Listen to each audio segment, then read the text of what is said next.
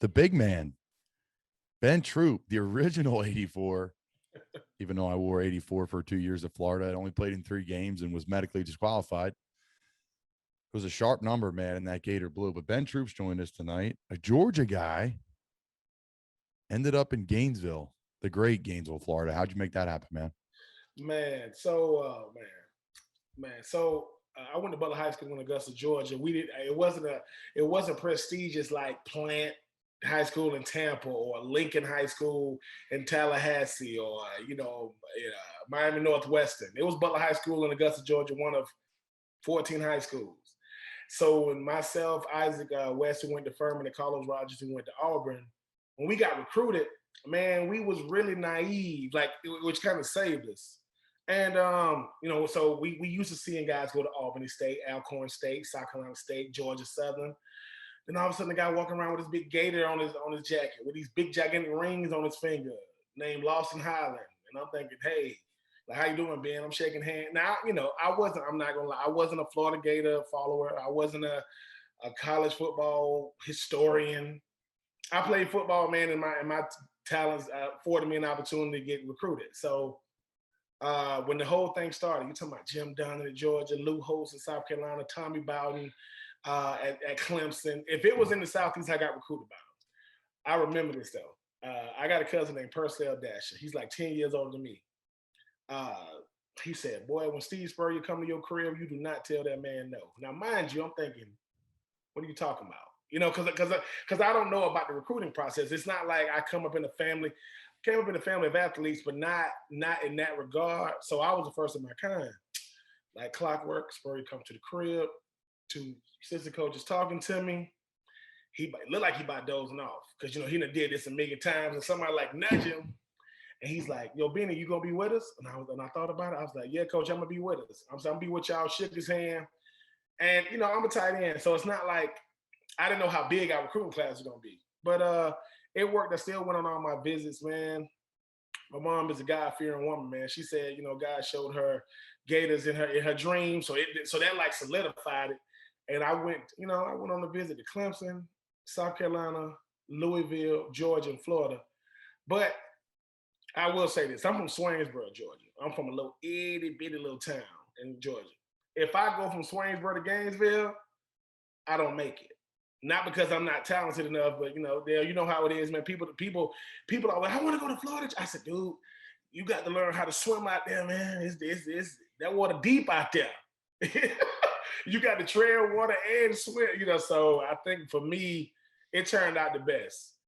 Ron Zook is the reason why it turned out the best, but Steve Spurrier, man, he's still a rock star today. 2021, still a rock star. He was a rock star back then. He's a rock star now. But I made the best decisions for me because it wasn't based on how much playing time I'm gonna get. Ain't nobody putting money in McDonald's bags and none of that stuff, man. None of that. But it was great for me for exposure reason because I remember the Augusta Chronicle after National Signing Day. Myself, Carlos Rogers, Isaac West on the front cover of the sports page. Butler High School boys never made it to the dome. Never made it to the playoffs. Oh my God, I got to play in the Florida back when they had. I got to play in the Florida Georgia High School All-Star game. We beat Georgia. You can't make this stuff up. I caught the game-winning 2-point conversion to beat Georgia by none other than who? David Green, the quarterback at Georgia. And then 2 years later, I caught the game-winning touchdown to beat Georgia, and David Green was the starting quarterback. It's just, you can't make this stuff up, man. But yeah, man, Florida is, I'll probably like you, Dale. I didn't know how big Florida was.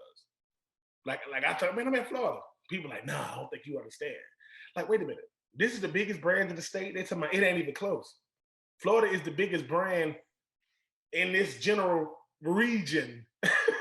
But nah, man, it was humbling for me because I speak for a lot of players. I appreciate the accolades and the recognition. But man, I played with some boys. I played with Alex Brown, Keewan Ratliff, Gus Scott, Ernest Graham, and the list goes on and on and on. So which we'll probably get to Kyle Pitts. That 84 to me almost never was. When I first got to college, they gave me 88 because Aaron Kenny, who I ended up playing with the Titans, for 88.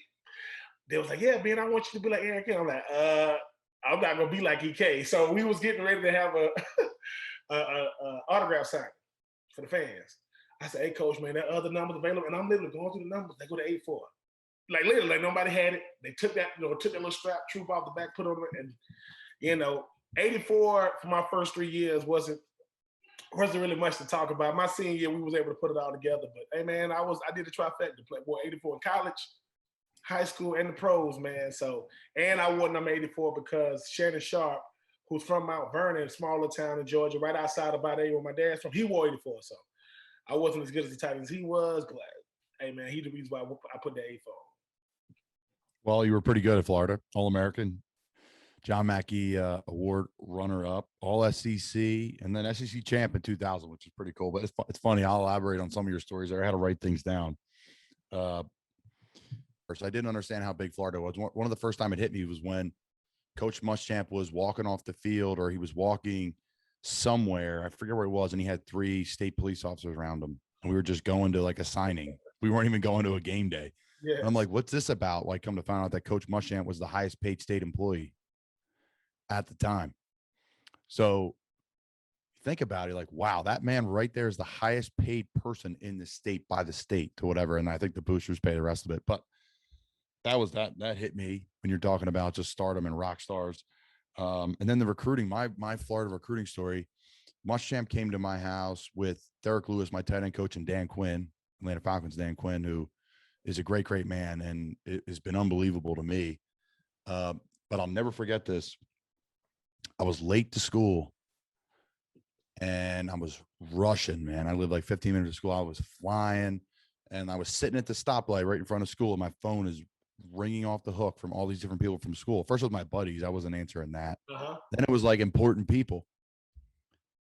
There's a man walking through the school, Colin, in all Gator blue, top to bottom, ankles to neck. He's a big man. Who is he? Charlie Weiss. I was like, oh, that's the big guy right there. I'm from where I'm from. It's like Penn State, Notre Dame, all the tight ends from Notre Dame over the years. That's where I'm going. And then I visited it and I didn't really enjoy it, but Charlie Weiss was there and that was it, man. I was done. I was sold. I mean, obviously the depth chart at the time was right for me. There was a million things, like you said, it lined up perfectly, right? There's not just one thing, but it's crazy. So I want you to touch on one thing you said, Spurs or rock star, any Spurs stories, and then talk about why Zook was so important to you. Oh man. So when I went on my visit to Florida, I got to go to Coach Spurrier's house, like his house. Now, real modest home, man, like nothing extravagant, like not a big gigantic mansion in a gated community. So we went out there to Lake Alice and we got on the boat with him. He always wanted, he said, hey man, take us over to by the Gators. I'm like, no. We good. Like we can see him. He like wanted to take us. When I was at his crib, he said, Benny, go in my trophy room. So I'm like, all right. So you go in this room, man. Duke, Florida, coach of the year, SEC coach of the year, national champion. Just accolade after Heisman Trophy winner. Coach the Heisman Trophy winner, Danny Wolford. Just list goes on and on. And right there in the middle of it all, there go the Heisman. It just boom. It's like right there. Now, you don't got to follow sports to know what the Heisman is. I'm like, So I'm walking. So I want to touch it, but I'm like trying to be subtle. So I'm like, oh, coach, I'm like, oh man, this is crazy. This is crazy. So I'm trying to inch towards it. I get, man, my hand is like right there. And Spurrier go, that's enough. All right. It's like he probably looking at me. He probably thinking I'm finna break it or something. But Coach Spurrier, man, I'm in the media now. Blessed to be in the media. 2019, we are at the SEC Media Days in Hoover, Alabama. Steve McClain, the sports and information director at Florida. Philly guy. I know Steve. Yeah. Great guy. Coach comes out. I come out the bathroom. Coach Spurrier is like Tim Tebow, man. They draw a crowd. Wherever they are, just look for the crowd. You usually find them. Coach Spurrier is on Radio Row telling all the radio guys, I'm not doing radio interviews. Mind you, I'm like, you know what I'm saying? Like, I'm not doing it. Now, here comes the charisma. Now, so they any other guy there try to hound, they respect it. All right, coach, cool, coach, good to see you, coach, man. Stay healthy, this and third. I come out the bathroom, just subtle. I said, what's up, Steve? Like, what's up, Ben? I said, oh, Coach Spurrier about to do something. He's like, nah. He said, you want him to do one for you? I'm like, Yeah. In my mind, I'm like, he's not doing it. But he gave me that wink like, oh, no, he'll do it for you. So I was like, all right, cool. Man, we walking past everybody, getting in my booth, sit down. He give me like 6 minutes. All right, Benny, man, good to see you. Well, this is what I appreciate about that. I was not Ike Hilliard, Riedel Anthony, Chris Doring. I wasn't, Jacquez Green. I wasn't Shane Matthews or Riedel. Danny Warford. I was a tight end that might have caught a pass. I think I caught my first touchdown pass my sophomore year against Mississippi State, and I got hit so hard I couldn't eat nothing. Like the dude caught me. There was one of those. I'm out like this. So when he caught me, I'm just trying to pull it in, and when I pull it in, he just smacked me. Coach Spurrier still remembers me. Now, Coach Spurrier has coached a lot of people, man. He knows a lot of people. He always calls me Benny. And I used to ask him, man, why you call me Benny when everybody calls me Benny? He said, because your family called you Benny. So to me, that's what makes it unique to me. So, man, he's the greatest to me, man, not because of the type of coach he is. I mean, his accolades speak for themselves. He found a way to go out of his way to make sure he had an individual relationship with everybody. Now, Zook don't play the radio. Zook is the coach I needed. Make no mistake about it. But Zook is one of those. He never takes his foot off your neck. Every minute, small little detail. I mean, always on me. So I was more or less like, this dude won't leave me alone. Right? This dude won't leave me alone. So what happened was, I was my senior year, my last spring game. And Dale, I don't know if you was like me. I hated the spring because I'm like, dude, like I'm tired, man. I wanna be done with this. My final spring game, we go out after the game, and it's bad. I mean, listen, we didn't start no fights that day, but we ended a lot of them. And when I say ended a lot of them, not in a good way. So me being the non-drinking, upstanding young man I thought I was, hey man, I ain't getting in trouble. Now I'm watching a lot of fighting. And man, police, fire, guys getting locked up. It's crazy. It's melee. It's crazy. Downtown Gainesville it was bad. The next day, phone ring. Ron Zook, secretary, go, is this Ben? I go, yeah, how you doing? This right here in the background. Tell him to come in here. Don't get in here right now. So I could hear the screaming. I was like, all right, I hang up the phone, get in my car, drive with the campus. I'm thinking, what? I know what he's gonna say. At least I thought. Going there, he wears glasses, way down on his face like this. I'm like, watching film. I go. So mind you, how coach you take you to come to his office and he ain't saying nothing to you. I'm like that. So I finally go, what's up? He goes, what is up? What happened last night? Huh? What happened? What you mean, like, what you mean? He was like, what happened when y'all went out? I was like, oh, man, coach, man, it was crazy, man. Dudes was losing their mind. So I'm doing this. That's them. That's not me. Damn, he jumps at me. He goes, let me see your knuckles. Oh, you weren't fighting last night. Let me see your face. Looked in the paper this morning. I ain't see your name in a minute. He said, saw your teammates' names, though. He said, so you are a senior, right? You're supposed to be our senior leader. Why you let your teammates fight? That's what he said. Why you let your teammates get in trouble? Man, coach, man, I'm only one person or whatever, right? He said, he like this. He says, Martin Luther, he says, a black man in the 60s said he had a dream on a march on Washington, and everybody showed up to hear it. Everybody showed up on time, nowhere to be at. No social media, no nothing, no Facebook. He was trying to tell me, don't give me that what you can't do. He said, because you kept yourself out of harm's way, right?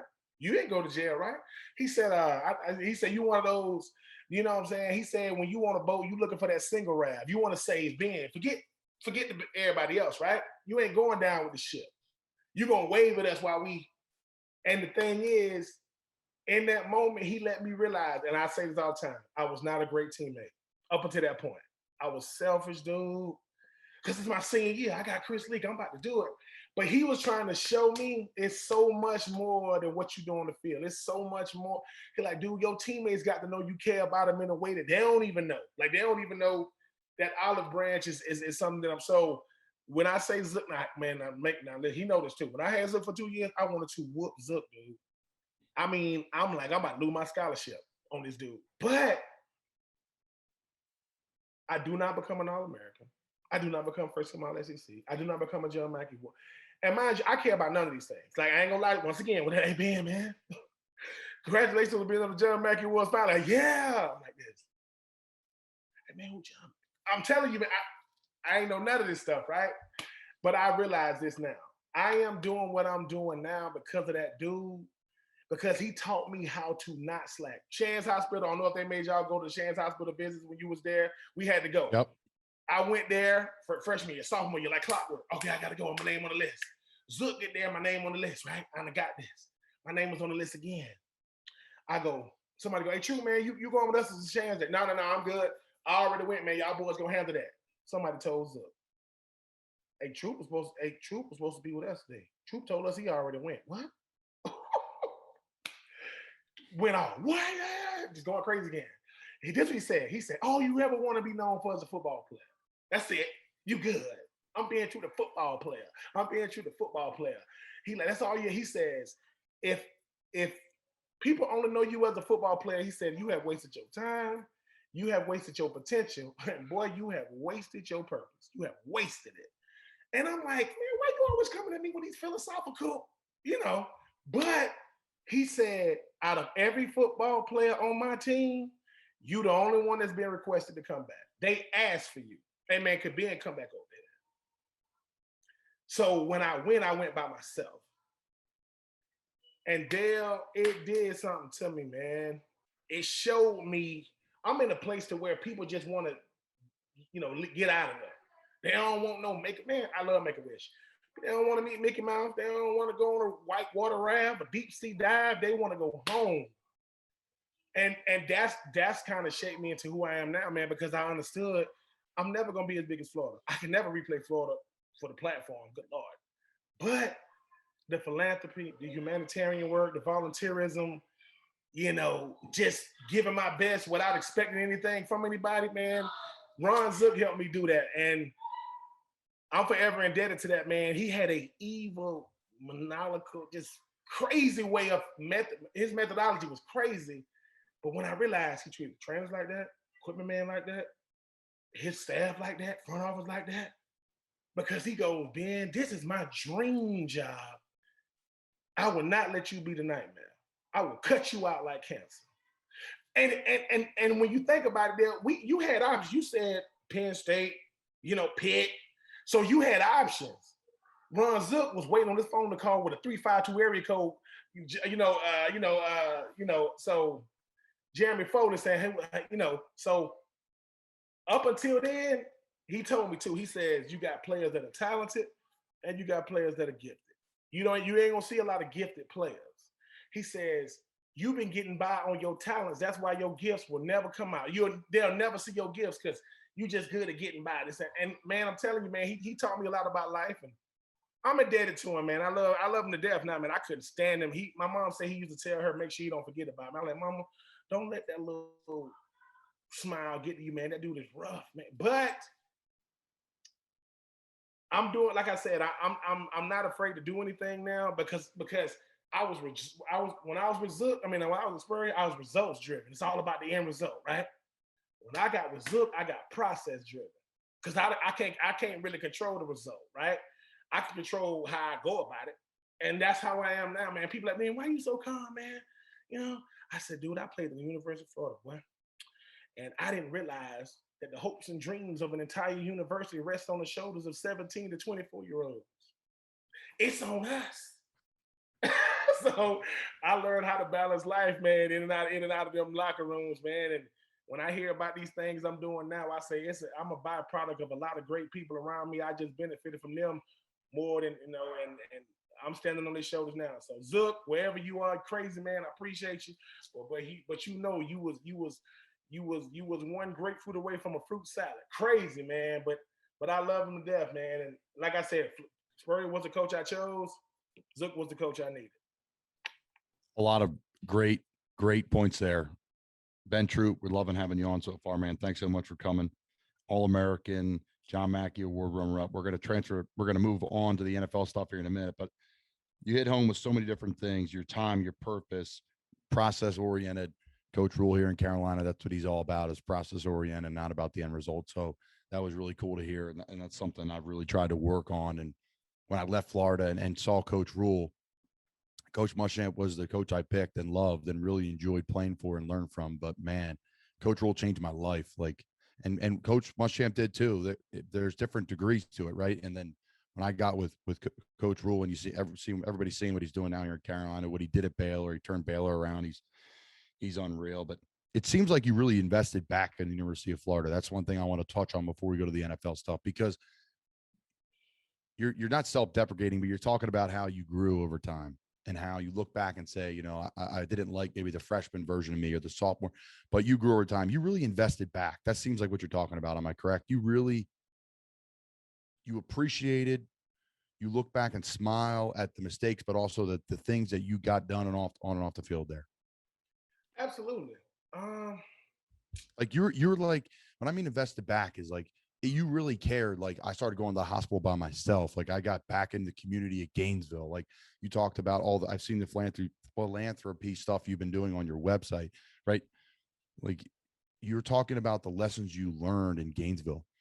If you didn't care or you didn't invest back in, you don't learn any of those lessons. I play with so many players, and you have too, that take nothing away and they just hate, right? They just hate. They're just haters. So that's what I'm saying when invest back, man. You invested back in and something I always try to do. So that's why it stands out for me. But we'll transition to this. I want to talk about the league, man. So before Mr. Pitts, which we'll get into, that bum, Archbishop Wood graduate. Yeah, he's a bum. That guy's the worst. He's a bum. I don't know who he is. What a stud. We'll talk about him, man. Yeah. On off the field, a great kid that I've been able to watch for quite some time now. We went to the same high school in Archbishop Wood. So before Kyle, you were the highest drafted tight end, University of Florida. Is that correct? I guess I was, man. I mean, I learned when people say those type of, you know, when somebody say that to you in the comments, like, yeah, you've been the highest drafted tight end in Florida history, man. I'm like, 40th pick, you know? Right? 40th pick, Tennessee Titans, man. Talk about the Titans. Talk about experience going through the battles of a rookie, some of your teammates, that city of Nashville. My big brother in life, my guardian angel, my safe haven. When I got to Tennessee, the first guy I met was Aaron Kinney. Aaron Kinney, 5 years older than me, played at the University of Florida, big number 88, with a cowboy, got the visor on. Let me tell you something, Dale. I don't even have an inkling of a career without EK. Every single player needs a player. I look at it like this. When Dwayne Jarrett was with the Carolina Panthers, and this is no knock against Steve Smith Sr., if he would have took him under his wing, Dwayne Jarrett would have, you know how I know? Dwayne Jarrett used to live right next to my son's grandparents. Their houses are right next to each other. Yeah. So, you know, that's a whole nother story. Because he live in Ballantyne, where my son lives right now. My son lives in Charlotte. So I get there, right? Never met EK a day in my life. This is what I mean when I say when class and professionalism meet, it's something to just stare at. That is Aaron Kinney. EK, I am his competition. They drafted me. Frank Wycheck is gone. They drafted me to replace him. But you know what he said? He said, Ben, you might be a better athlete than me. You're not a better professional than me, right? Because, you know, when you get drafted, you're a pro. That don't make you a professional. No, you're a pro. Yeah. So when I walk in, EK said, hey, man, I'm Aaron Kinney. Here's my number. If you need anything, let me know. It's me, Travis LeBoy, Antoine Odom. We do our preliminary press conference, talking to the media, this and the third. And that stood out to me. It stood out to me. I said, wait a minute, man. Why would my competition introduce himself? Because EK was trying to tell me, dude, we teammates. So the best player gonna play. But EK, he was process oriented, man. Oh man, and the thing is, you could just tell, right? That's when you know. Oh my God, he's a let me tell you something. I caught a touchdown pass from Steve McNair. You know, I caught a pass from Stevie Mack. When I first meet Stevie Mack, I'm in the car with Aaron Kinney and his wife Julie. They had two They had Elijah and Sienna. They only had 2 kids at the time. They hustled me too. I had to babysit. I ain't have kids at the time. Them 2 little kids, they hustled me, man. But I'm in the car with them. Julie Kenny, straight to the point. Being, are you married? No. Why not? Because I'm not married yet. I'm 21 years old. Like, I'm not married. This at the third. So I'm like, what we doing? Okay. We go to the camp. No lie. Steve and that come up to Julie, give her a hi, EK, what's up, baby? I look at Mac. I don't know what to say. He goes, hey, Rook, go over there. Over here, yeah, just go over there and play with those kids. That no hello, no how you doing, you know. And I played with Kevin Mawai. I played with Keith Bullock, Derek Mason, Drew Bennett, Kevin Carter, Samari Rowe. I played with Pac-Man Jones, Lindell White, Vince Young, Bo Skate. I mean, the list just, but the greatest thing about the Titans with me was this. My second year in the NFL, I had 55 catches. Aaron Kenny had 55 catches. Bo Scaife had like 30-something. We had the most catches by a trio at the time before these bums named, you know, Aaron Hernandez and Rob Gronkowski, bums. They just come through and mess it up. So pretty good yeah, group. So I get drafted in 2004. In 2002, the Ohio State Buckeyes played the Miami Dolphins and they beat them, right? The starting tight end was, his name was Ben Hartstock. Ben Hartstock got drafted in 2004 with me. Went to the Colts. The Colts had Dallas Clark, Mr. No Gloves, no tape, beast, right? Ben Hartstock was, so listen, my third year, when I'm getting hurt, I'm not really playing, things ain't going well. They done got rid of Aaron Kenny, they done made me the starters, myself, Bo Scaife. They bring in Ben Hartstock, my replacement, right? So, be hard. It was, at first, it was real tense because it's like you know how it is. You know, if me and you competing, we in the same locker room with each other, we in the same meeting with each other. So that uncomfortable animosity developed, but for no reason, right? Then I started talking to B Hartstock. He started telling me how he didn't fit in Indy and being. He was breaking it down. Like, it's not that I'm better than you, this and the third. Those conversations saved my freaking career because, once again, it goes back to what I said to Florida. Dude, I care about being a great team. Listen, I'm the greatest teammate there is. I'm not the greatest player. I'm the greatest teammate there is because I know how to defer to my teammates. It's easy to hoop when you out there and everybody being true. Can you do it when you're not, right? So I needed B Hartstock to show me how to get back to that team concept because I ain't playing this and the third. And Nashville is big, but it ain't big. Like, it's big, but it's not. So Nashville is real similar to Charlotte. Big, got a nice knock downtown, but country in the outskirts. It's just so. Being Hartstock shaped my perspective because he allowed me to become the best me. Because once again, it goes back to what Ron Zook said. If I only am known as a football player, I've wasted my time, I've wasted my potential, I've wasted my purpose, right? B Hart was really and it's funny, now B Hart is in the media. You know, so what happened was he's in the media now. I'm in SC Media Days. I don't really know nobody, man. They go Marcus Spears and Aaron Murray and Maria Taylor. I don't, you know, these are the Tebow, whatever. B Hart walk out the room. He walk out like a room and he sees me. Listen, you know how like it wasn't no what's up. It was true. He grabs me and like hugs me like a true. It's like we lost all media professionalism at that point. Yeah. But you know what though? It's nothing better. There's literally nothing better. And a teammate. Oh man. And the thing was this.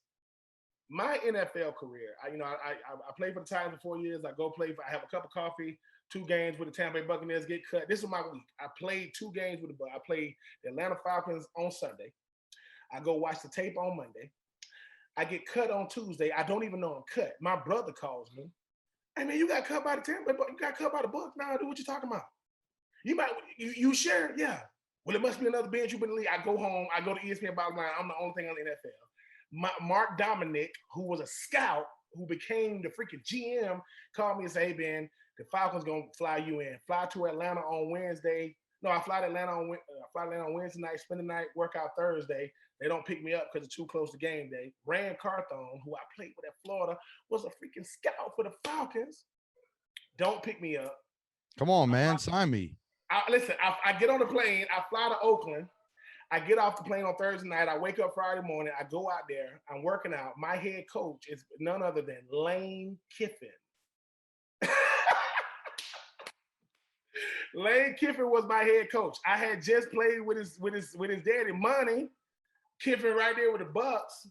Al Davis walks out of his little suite on the top, all glass, with his little all white, jumper on, and he points at me like this.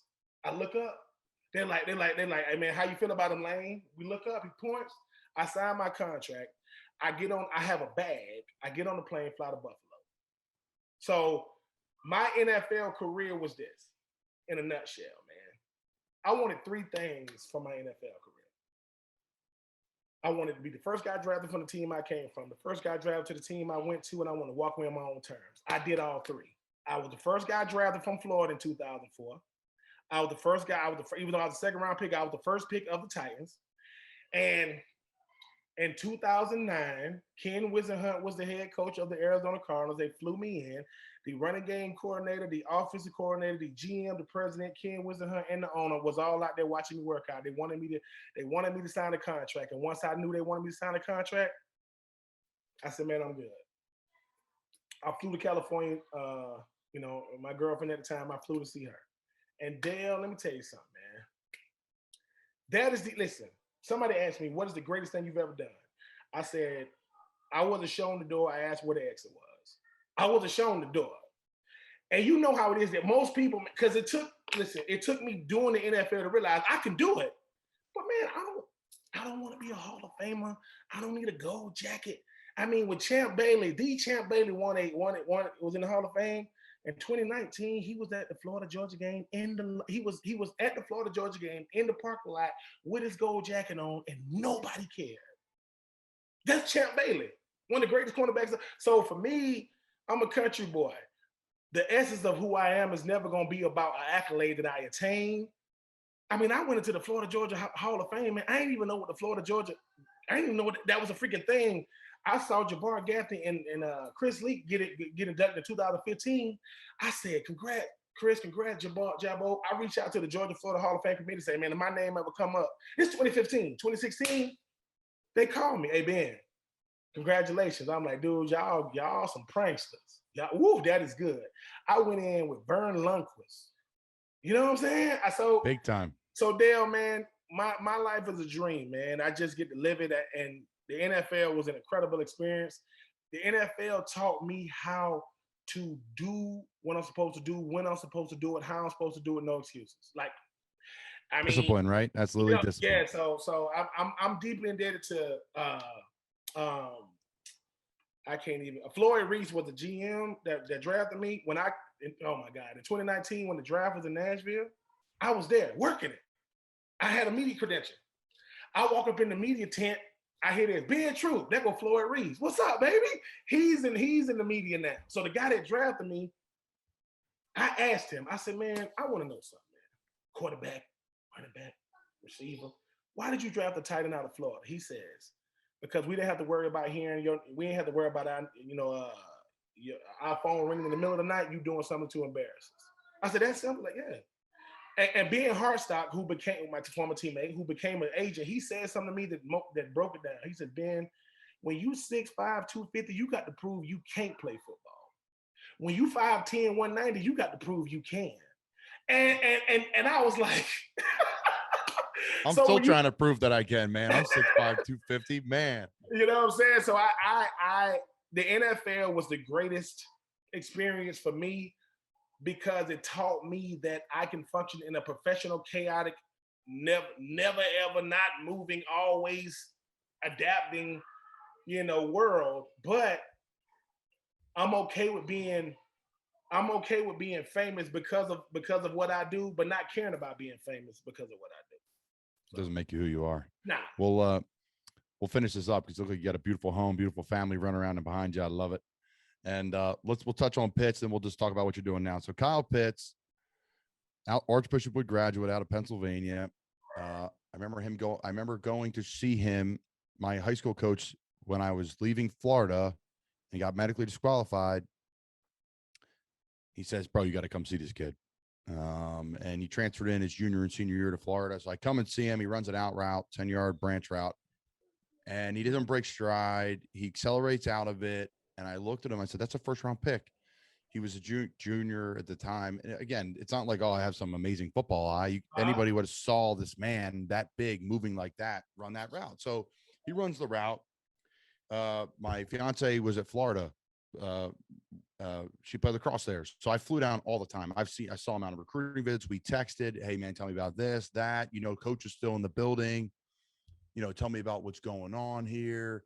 Tell me, what you think of Gainesville. I told him I loved the place.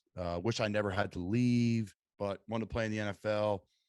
How to follow my dreams, right? How to do it. So Kyle Pitts goes to Florida. Equipment manager is a buddy of mine texted me. He said, yo, he is tearing up practice right now. I don't think they're going to redshirt him. This kid's just tearing up practice. He's going on from there to be the highest drafted tight end ever, highest rated tight end ever, all these things. He's earned everything. And he's going to have a great NFL career. Extremely happy for him. He's in a great spot. I can't wait to switch jerseys with him when we play him. He'll probably have more catches in one game than I'll have the entire year next year. But, I know you're muted because you have the family going on there, but tell me a little bit about watching Kyle this year, doing a little radio, and just what it was like watching 84, that blue run around. When Kyle Pitts first come to Florida, we actually, I don't know how my producer was able to get him, but we interviewed him, right? But Kyle is 17. I don't even think he's 21 yet. He's young, man, really young. So I saw Kyle. What happens is I try to keep up recruiting. They tell me who we got. I'll go look at him. I saw him at a Nike Elite 7-on-7 camp, and Kyle is smooth, man. I'm like, dude, most tight ends, man, we stiffen our hips because we either got really big lower bodies or really, really, really thin upper bodies, right? So we trying to move this. I said, this dude. No, he's just cruising. Yeah, and I said what the thing was, I said the true freshman year, he showed some glimpses of. Then you talking about sophomore year, I said, this dude. What he did against Ole Miss, the opener, I said, dude, that's a season. 200. Wait. He did what? Yeah, he had 4 touchdowns. He had 200 something yards. That's a season. Mind you, I said he's pulling away from dudes. I said, listen, when I run an option route, I got to really sell it. This dude, he's running he's coming out, and the DBs are like, dude, and this is what I love about Kyle. Every time I see Kyle, he's deferring to a teammate, pointing to his teammates, things of that nature. So the thing about it is, probably like you, he did not grow up a Florida fan. He's a Philly kid. This dude grew up, Villanova, Pitt, Penn State. For us to get that dude, Kyle Pitts went to every tight end has a man pool. Some of us get to put our feet in. Sometimes we get all the way in. Some of us can go to the deep end. He owns it. This is called Kyle's pool. He owns a whole pool. Yeah, he decides how much chlorine, pH level. He can do it. He does it. He does it. Now, this is the thing. So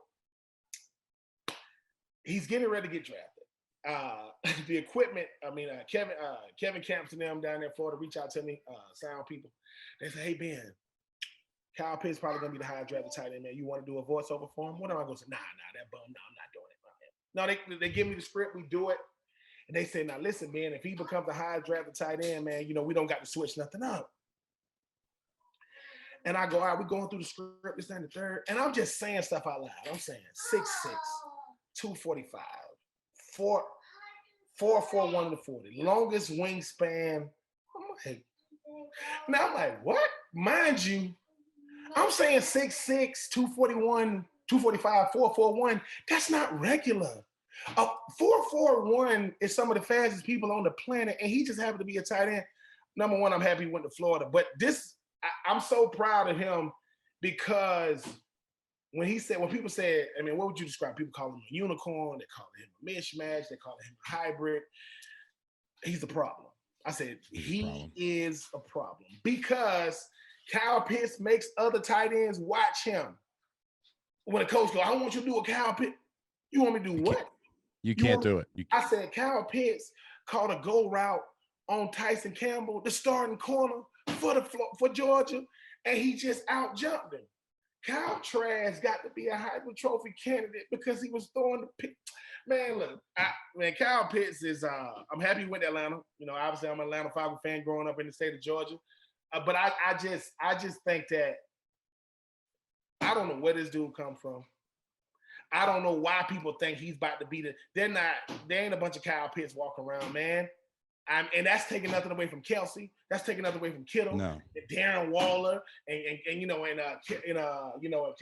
Ertz and those guys. But what I love the most about Kyle is he know you can't do nothing with it.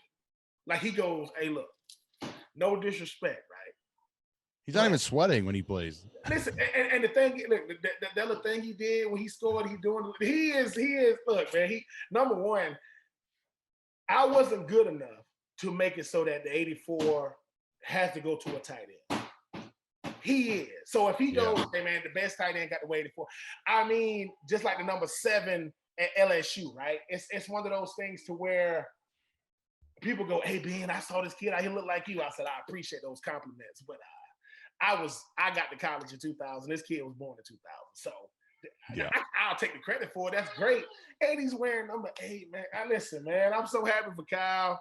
And I'm happy that Kyle Pitts, as great as he is, he's a part of a tight end legacy at the University of Florida. I like when they get to talk about him, they start talking about all the tight ends, man, because it had to be something about you, me, all of us that he saw that made him want to come. I guarantee you they told him about you because they go, you like anybody from this area? Yeah, not only has somebody come from this area, they come from your high school because I lived in New Jersey. I've been around cold before. Palm trees, man. Palm trees. I'm out. I'm up there. I see black. I got to experience black ice, which is from the worst. I got that, but because of Kyle, I believe the tight end position at the University of Florida will be a premium position now. So Gamble and Zipper and all those guys there, they're gonna have to carry it on. But man, he's in the Good class. Luck, guys. Zone, man. Good luck, boys. Good luck. He's in the class all zone. That dude is in a lane that has no traffic in it. Yes, he is. All right, we'll finish up, and you get to hang with the kids and do the family stuff. Just plug what you're doing now, man. You're doing stuff with ESPN Radio. You're doing some speaking events. You're in philanthropy. You got a little bit going on. Just touch real quickly on what you're up to now. So where people to find you on social media, and just talk about what you're doing. Blessed enough to be able to work with 2 incredible gentlemen, Kevin Thomas and BJ Bennett. I am one of 3 co-hosts of 3 and Out on ESPNcoastal.com. You can follow us on at Pigskin Radio. We on Monday through Friday from 3 to 6. You can also go to the ESPN app, go down, go to all shows. I have my own children's book now. It's called Judy and John. www.judeandjon.com. So www.judeandjon.com. The speaking, man, Jesus. The speaking to me is my therapy. So when I'm on a stage and I'm talking to people, it gives me a chance there to just talk life because people think all we know is football, right? Yeah, like I know a little something about life. Go to Ben because of football.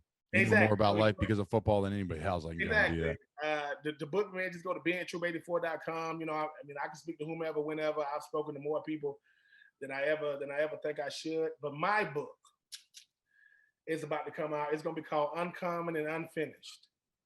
It is a tribute to the people, places, and things that helped groom me. Not just who I am now, but who I was back then and who I'm becoming. So the Ben Hartstocks I was telling you about, the Aaron Kennys I was telling you about, the Carlos Perez's from Hoboken, New Jersey. The reason why it's called Uncommon and Unfinished is because one of the first books I ever read was Tony Dungy's book called Uncommon. He said success is uncommon and won't be felt by the common man.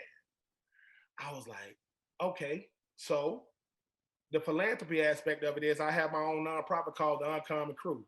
CRU is www.theuncommoncru.com. It's an enrichment program for high school boys. I don't believe in giving back. I believe in giving to. I'm giving to the same people that gave to me, whether they knew me or not. Because when my life is over, man, no one's gonna be talking about John Mackey Awards, accolades. It's okay, Ben. What did you do with your influence? Forget your celebrity. That fades. what did I do with my influence? So you talking about the uncommonrecruit.com, judyandjohn.com, BenTroupe84.com. Follow me on all social media outlets at BenTroupe84. And I'm just going to enjoy this ride, Dale, man. I don't have any expectations, man, outside of long as I get a chance. If I get the opportunity to do it, I'm doing it. I have no expectations of what I'm supposed to gain from it. And when it comes to this book, I hope to write other books as well, but I want to introduce myself to people because you know how people think they know us. Never spoke to us. They'll say, I don't like how Dale looked in his interviews. Well, he's tired. Okay. Okay, great. You know what I'm saying? But I am my life is a blessing, man, because you know, it's not about how much money I make. It's not about, you know, type of car I drive, or house I live in. I know somebody told me this. They said, Ben, your destiny is attached to somebody else's. So what you do will decide what they do. I'm like, dude, that's how it goes. He said, you didn't know that your destiny was tied to Ron Zook's. I didn't, because you picked Spurrier, yeah. So I don't take stuff for granted, man. I'm looking to be the best, you know, father, son, uncle, friend I can. That way, when people look back on me, I hope it's a bunch of stories. Like, no, I met Ben when he played football. No, I met him in Shands. No, I met him, putting a hammer and nail in somebody's house. I met him at a grocery store. You know, I met him, you know, because I'm all those things, right? I'm not, you know, people say, Ben, how would you describe yourself? I said, I can't do everything, but I'm gonna give it hell trying though. I can't do it all. Plus, I get to meet people like yourself there. Like it's you let me know that, you know, somebody's watching, right? And I want to make sure I make myself available for people like yourself to, you know, give you encouragement, you know, on your journey, man. That way you realize, look, man, if I play football and I just care about being a great teammate, man, whatever happens, I'm good. Listen, 10 catches, no catches, you know, and I think that's what I had to get to now. Like, I'm always going to be, you know, I'm always going to be 6'5". I'm always going to look like I play football no matter what. I'm walking through Barnes and Nobles. I don't look like an author. I look like security. but at the same time, I'm about to do this thing called, it's going to be called the 84 Reasons Think Tank. I literally got 84 reasons why I do what I do. And the reason why I call it the 84 Reasons Think Tank is there aren't too many people like you and me there that get a chance to say we are professionals athletically. Most people, you're a professional and a doctor or a lawyer, but I want to pay it forward as much as I possibly can. So the 84 Reasons Think Tank is going to be my next venture to where it's going to be coming to college campuses near you. I want to do it on college campuses because I feel as though I got something to bring to the table, man. At the end of the day, I'm just one beggar telling another beggar what the food is, and I don't need nothing for that, man. I don't need no big, you know, hoopla about me. Hey, man, what's up, Ben? What's up? You know how people meet you, what's up, Dan? What's up? And you like, that's it. Like, that's it. I don't sing or dance or none of that. You know what I'm saying? But I'm enjoying this ride, man. Big shout out to the homie BJ Bennett, who on the show with me. He's co-authoring my book, Uncommon and Unfinished.